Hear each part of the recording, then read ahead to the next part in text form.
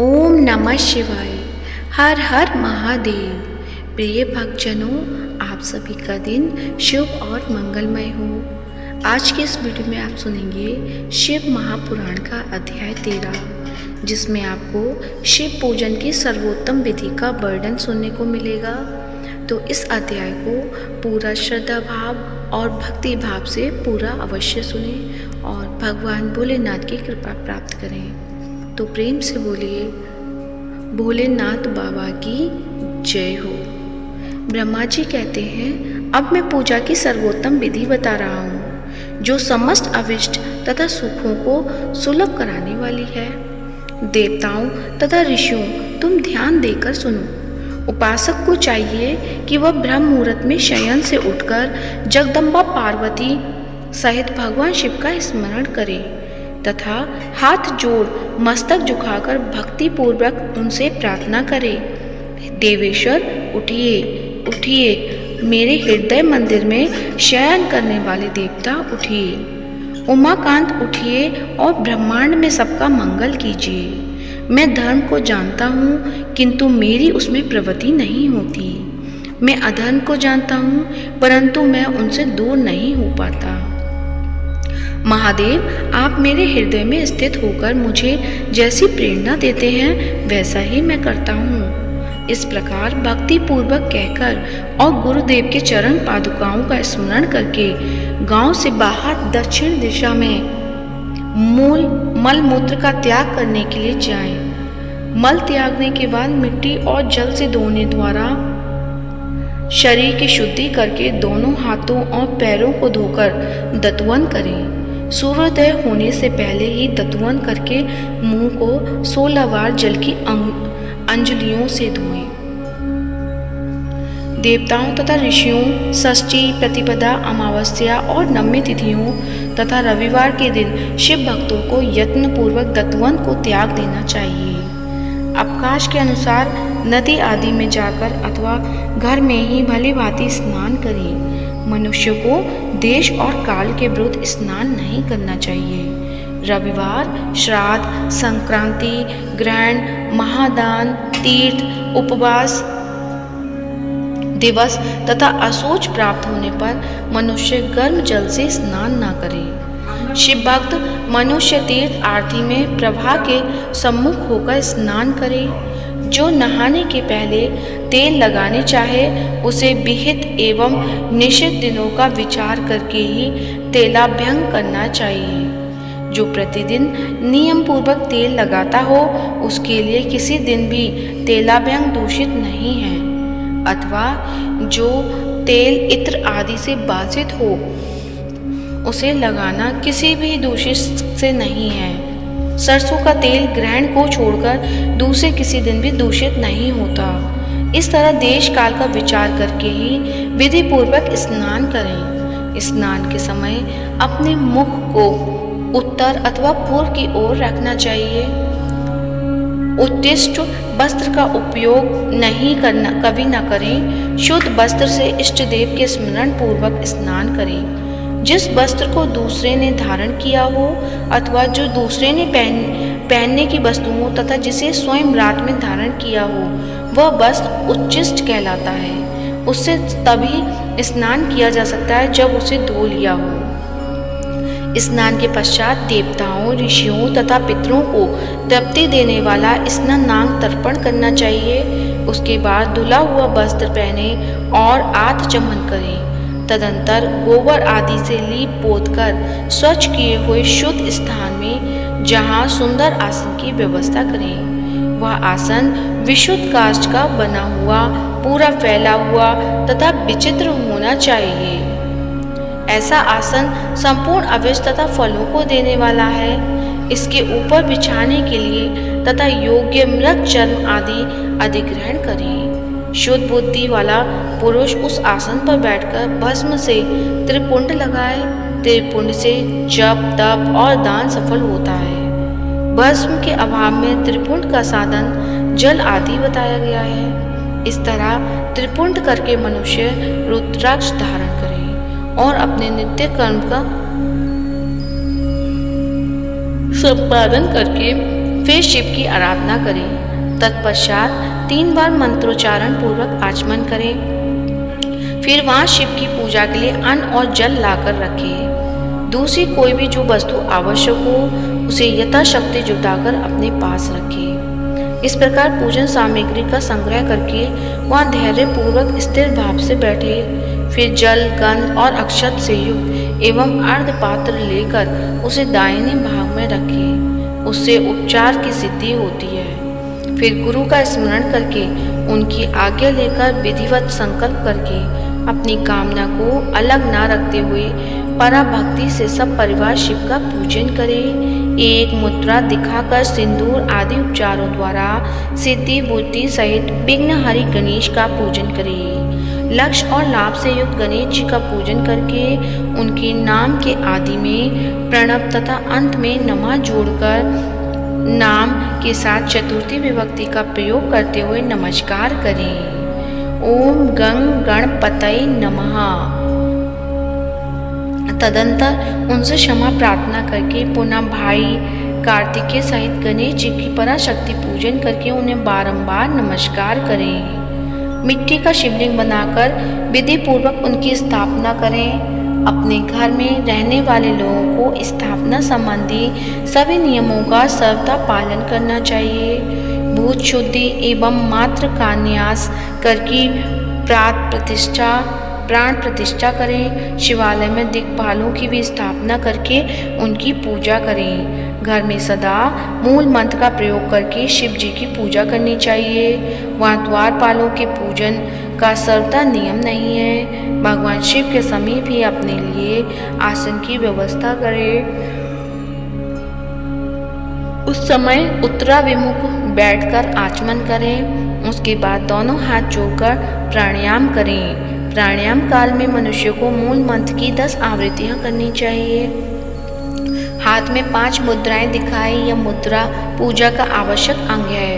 इन मुद्राओं का प्रदर्शन करके ही मनुष्य पूजा विधि का अनुसरण करे। तदंतर वहाँ दीप निवेदन करके गुरु को नमस्कार करे और पद्मासन या भद्रासन बांधकर बैठे तथा उत्तानासन या प्रियंकासन का आश्रय लेकर सुखपूर्वक बैठे और पुनः पूजन का प्रयोग करें। फिर अर्धपात्र से उत्तम शिवलिंग का प्रक्षालन करें। मंत्र को भगवान शिव से अन्यत्र न ले जाकर पूजा सामग्री को अपने पास रखकर निम्नांकित मंत्र समूह से महादेव जी का आवाहन करें, जो कैलाश के शिखर पर निवास करते हैं। पार्वती देवी के पति हैं, समस्त देवताओं से उत्तम हैं, जिनके स्वरूप का शास्त्रों में यथावत वर्णन किया है, जो निर्गुण होते हुए भी गुण रूप है, जिनके 5 मुख 10 भुजाएं और प्रत्येक मुखमंडल में 3-3 नेत्र हैं, जिनकी ध्वजा पर वृषभ का चिन्ह अंकित है। अंग कांति कपूर के समान गौर है, जो दिव्य रूपधारी चंद्रमा रूपी मुकुट से सुशोभित तथा सिर पर जटा जूट धारण करने वाले हैं, जो हाथी की खाल पहनते और व्याघ्र चर्म ओढ़ते हैं, जिनका स्वरूप शुभ है, जिनके अंगों में बासु आदि का नाग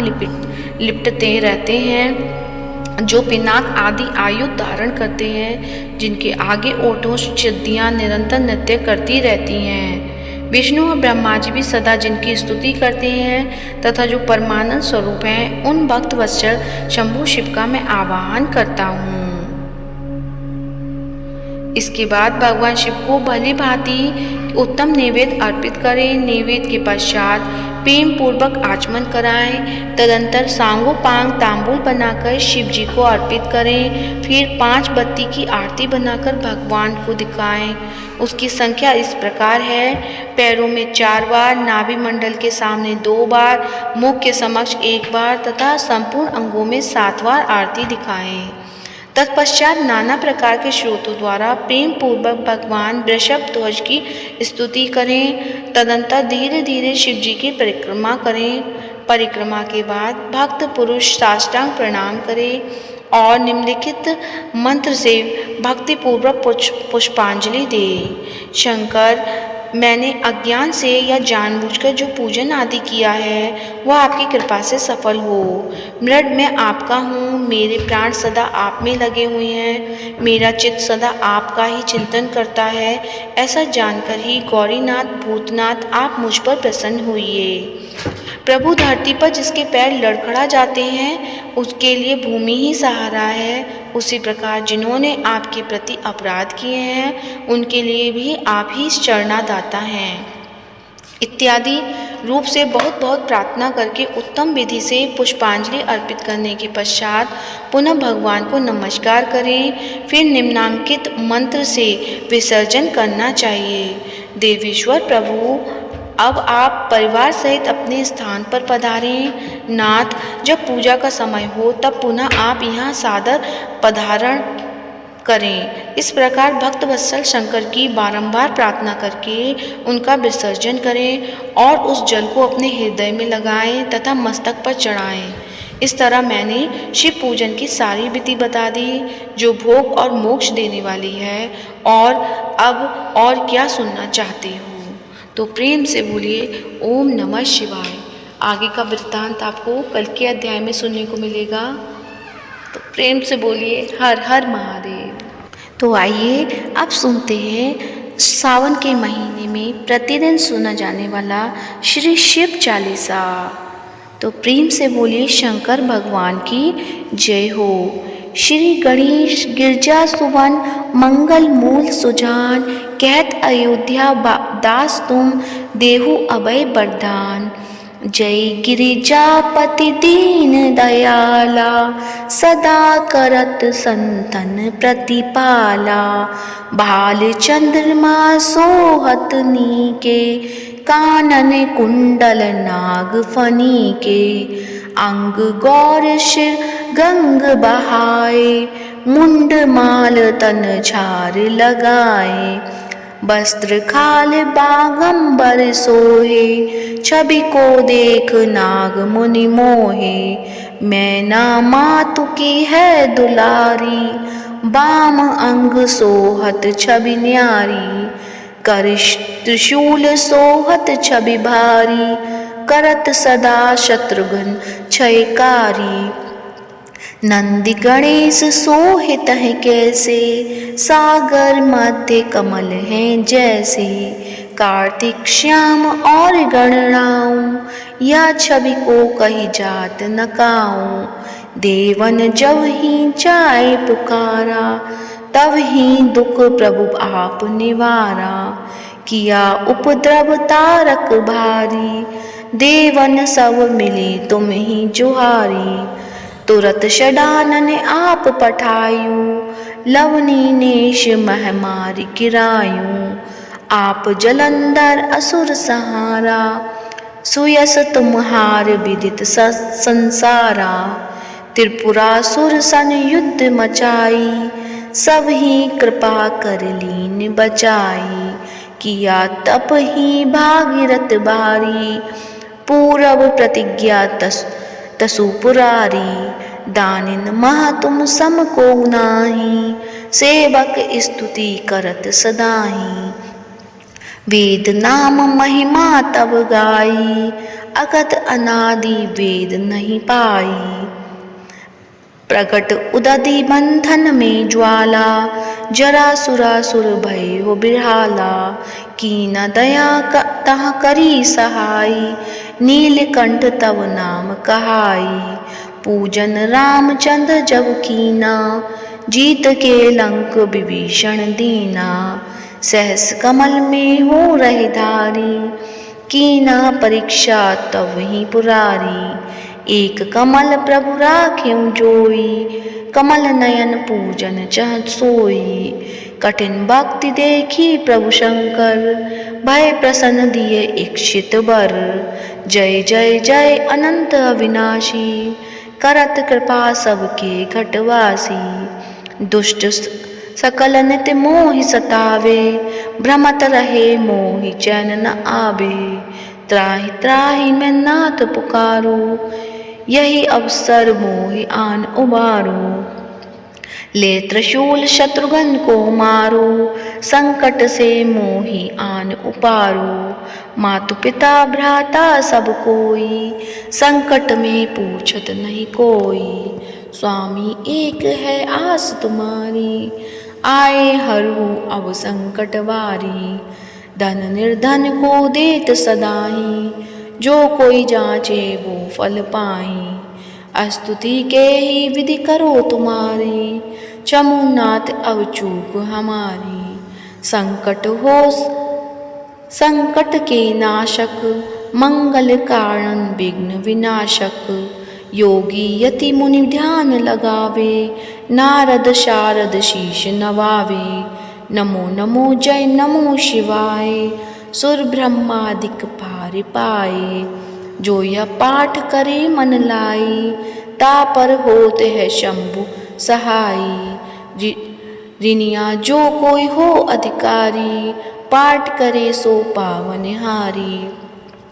पुत्रहीन कर इच्छा कोई, निश्चय शिव प्रसाद ते ही होई। पंडित त्रयोदशी को लावे, ध्यान पूर्वक होम करावे। त्रयोदशी व्रत करे हमेशा, तन नहीं ताके रहे कलेशा। धूप दीप नैवेद्य चढ़ावे, शंकर सम्मुख पाठ सुनावे। जन्म जन्म के पाप नसावे, अंतवास शिवपुर में पावे। कहे अयोध्या आस तुम्हारी, जानी सकल दुख हरहु हमारी। नित नेम कर प्रातः ही पाठ करो चालीसा। तुम मेरी मनोकामना पूर्ण करो जगदीश। मकसद छठी हेमंत ऋतु, संबत 64 जान। स्तुति चालीसा, शिव ही पूर्ण कीन कल्याण। तो प्रेम से बोलिए हर हर महादेव। उम्मीद करती हूँ आज की कथा अच्छी लगी होगी। कथा अच्छी लगी है तो वीडियो को लाइक करें, शेयर करें और कमेंट में हर हर महादेव अवश्य लिखें। और इस वीडियो को ज़्यादा से ज़्यादा शिव भक्तों को फॉरवर्ड करें। धन्यवाद। जय जय।